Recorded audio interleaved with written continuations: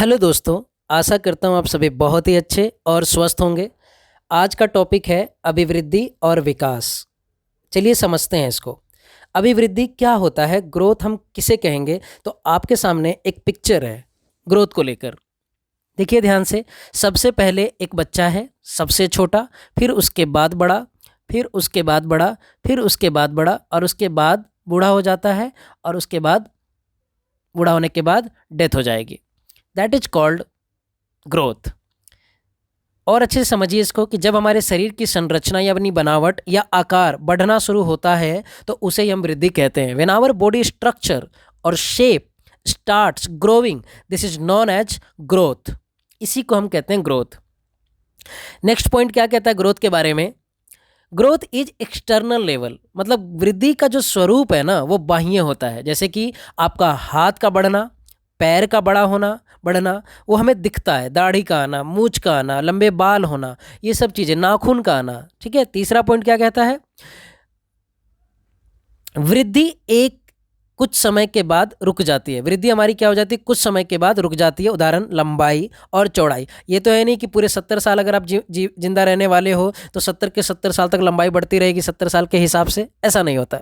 20 साल 25 साल तक आपकी जितनी हाइट, जितना शेप और साइज लेना था शरीर का आकार का, 99.9% का विकास हो जाता है।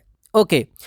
वृद्धि, नेक्स्ट पॉइंट क्या कहता है कि वृद्धि क्रम के अनुसार नहीं चलती, बल्कि उदाहरण से आप समझ सकते हो, कभी हमारी लंबाई बढ़ती है तो कभी हमारा भार बढ़ता है। मतलब कभी हम थोड़े से मोटे होते हैं तो कभी हम पतले होते हैं, तो कभी हमारी हाइट बढ़ती है। ये ही ग्रोथ है। उम्मीद करता हूं कि आपको यहाँ पर 4 पॉइंट अभी तक समझ आए होंगे। अब थोड़ा सा इधर चलते हैं विकास की तरफ कि विकास क्या होता है। ठीक है।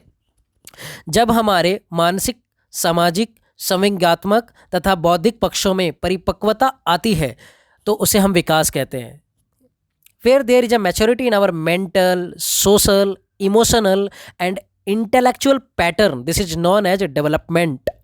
मतलब कि सिंपल सी बात है कि अगर आपके बुद्धि का विकास हो रहा है, आप अच्छा सोच पाते हो, आप परिपक्व हो कि किस सिचुएशन में कैसे मुझे रिएक्ट करना है, ये सब आपके अंदर समझदारी है। कब मुझे कहाँ रोना है। अब ये मान लो कि किसी की मृत्यु हो गई है, किसी 100 साल के बुजुर्ग की, और वहाँ पे आप ईयरफोन लगा के आप वहाँ डांस कर रहे हैं, तो that is not good for emotional maturity.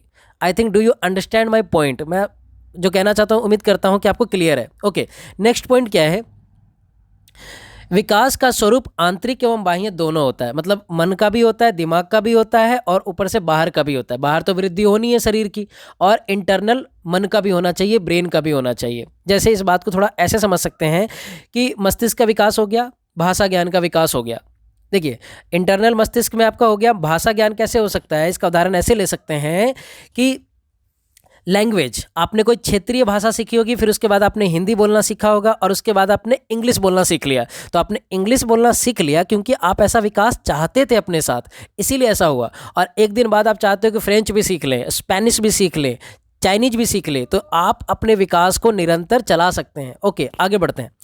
विकास जीवन भर चलता रहता है। ऊपर वाले का ही एक्सप्लेनेशन इसमें आप ऐड कर सकते हैं। विकास जीवन भर चलता है, बिल्कुल। आप जो फ्रेंच और स्पेनिश और चाइनीज सीखने जा रहे थे, जीवन भर सीखना चाहते हैं, तो आपका विकास जीवन भर होगा। ओके। नेक्स्ट पॉइंट, विकास में निश्चित क्रम होता है। उदाहरण, हमें अपना जितना विकास करना होता है उतना हो जाता है, और मानसिक विकास, सामाजिक विकास जितना हम चाहेंगे उतना ही होगा।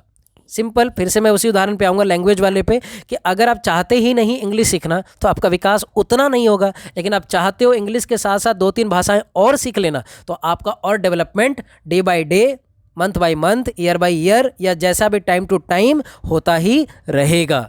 आशा करता हूँ, उम्मीद करता हूँ आपको यहाँ तक ये कंसेप्ट बिल्कुल क्लियर है। तो हम और जानेंगे अभिवृद्धि और विकास के बारे में नेक्स्ट वीडियो में। अगर आपको ये वीडियो अच्छी लगी है तो इसे शेयर करें, सब्सक्राइब करें, और मेरा मनोबल थोड़ा सा बढ़ाएं, मुझे सपोर्ट करें। थैंक यू, धन्यवाद।